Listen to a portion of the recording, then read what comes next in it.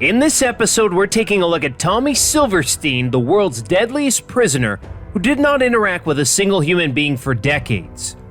The world has no shortage of dangerous and violent criminals who are sent to live behind bars as compensation for all the damage that they do in the world. And Tommy Silverstein is no exception. While this prisoner might not have spent as much time in prison as other notorious criminals in the world, that doesn't make him any less dangerous. Known as Terrible Tommy to everyone on the outside, Silverstein was a criminal like no other. You can argue that the man was a product of his upbringing. Why?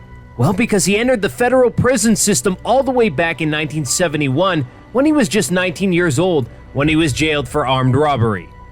But that's only the beginning.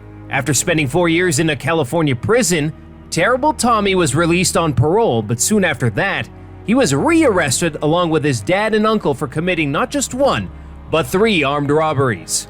As a result, Silverstein was given a 15-year sentence, and while that would put an end to most people's careers as criminal, Tommy was just getting started. In fact, some of the most heinous crimes that the man committed in his lifetime were inside the confines of the prison where he was serving his sentence. Almost immediately, Silverstein became involved with a neo-Nazi gang called the Aryan Brotherhood that organized crimes inside and outside prisons in the USA. A few years after he was admitted to prison, Silverstein was convicted of murdering an inmate called Danny Atwell after he refused to become part of the Brotherhood and take part in their illegal drug ring.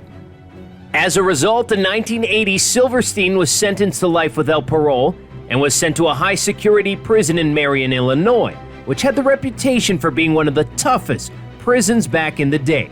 However, to everyone's surprise, a judge actually overturned the conviction, saying that the witnesses against the criminal were not believable, despite the fact that they included a prison guard who was on duty when the murder took place.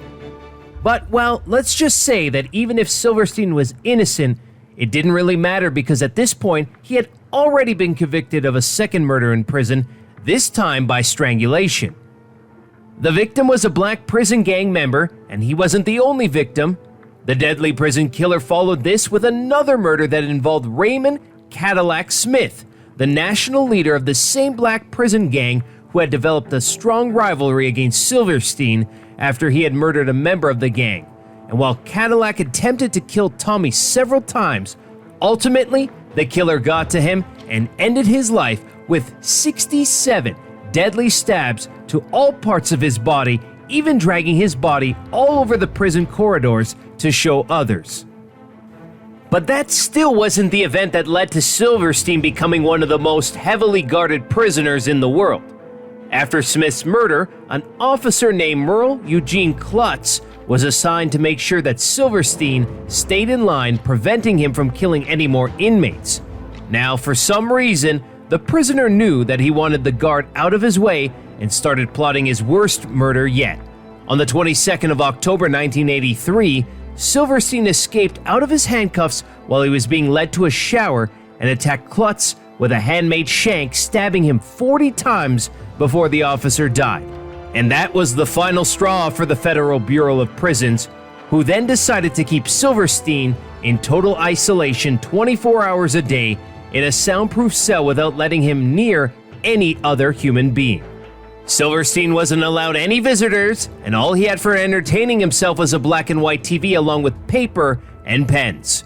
Once every month, a psychologist would go in to see the prisoner, and every month without fail, the doctor would confirm that there is no reason for the prisoner to be moved to a normal prison environment simply because he was too dangerous to be handled. The prisoner would be stripped into boxer shorts, and he wasn't allowed to hold any possessions inside his cell that was surveilled round the clock with the help of 2 cameras. The lights of the cell remained on all day and night, and 2 guards were stationed right outside to make sure that the prisoner doesn't even think of attempting anything dangerous. And not just that, but it's believed that Silverstein is the reason why modern prisons in America now have maximum security units to house their most dangerous criminals, preventing them from committing any more crimes behind bars. After a life of isolation, when Silverstein fell ill in 2019 because of his failing heart, he was taken to St. Anthony's Hospital in Denver, which was the first time the prisoner went out into the world since 1987. It wasn't long before this deadly convict passed away in the hospital, going down in history as America's most isolated prisoner. Well, that's a wrap for the world's deadliest prisoner. See you next time with something new. And until then, goodbye.